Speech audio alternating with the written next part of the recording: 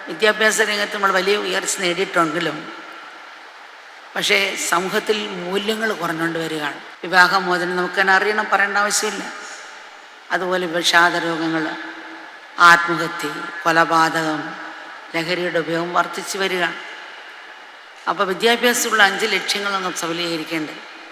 ഒന്നാമത്തെ ഉപജീവനം, സമ്പത്ത്, പണം, പദവി, സുഖസൗകര്യങ്ങൾ ഇപ്പം നേടുന്നതിനുള്ള അറിവും പരിശീലനം ആയിരിക്കണം വിദ്യാഭ്യാസം.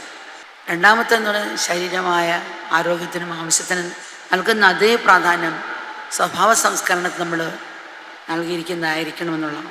മൂന്നാമത്തെ നമ്മൾ രണ്ടാമത്തെ ശരീരമായ നമ്മൾ ആരോഗ്യപൂർണമായ ശരീരവും വികാര വിചാരങ്ങളിലുള്ള പക്വതയും വേഗവും നടത്താൻ സഹായിക്കുന്നതായിരിക്കണം എന്നുള്ളതാണ്.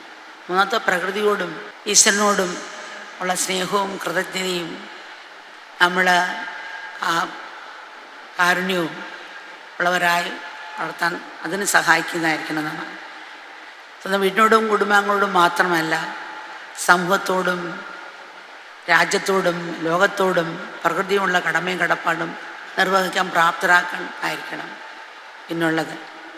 രണ്ടാമത് അവനവനാൽ കഴിയുന്ന അത്ര സമൂഹ പ്രവർത്തനം ചെയ്യാനും നിസ്വാർത്ഥ സേവനം ചെയ്യാനും ഉൾപ്രേരണ നൽകുന്നതായിരിക്കണം. ആത്മതത്വത്തെപ്പറ്റി ബോധമുണർത്തുന്നതായിരിക്കണം. സഹജീവികളുള്ള കാരുണ്യം കാണിക്കുന്നതാണ്.